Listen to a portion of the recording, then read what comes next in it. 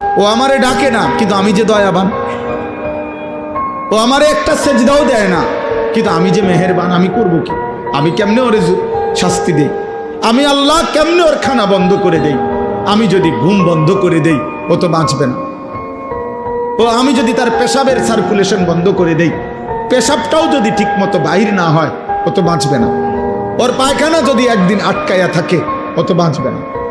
ওর নিঃশ্বাস যদি 1 সেকেন্ড আটকায় থাকে, ও তো বাঁচবে না। আমি যে রহমান, আমি যে দয়ালু।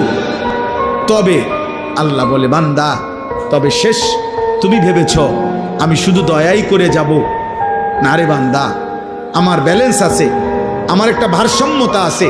আমি আল্লাহ আজ দুনিয়ায় মৃত্যু পর্যন্ত ওয়াদা দিছি, তোমার আমি লালন পালন করব, খাওয়াবো, পড়াবো, ডাকলেও না ডাকলেও, সেজদা দিলো না দিলো, আমার গোলামি করো আর নাফরমানি করো।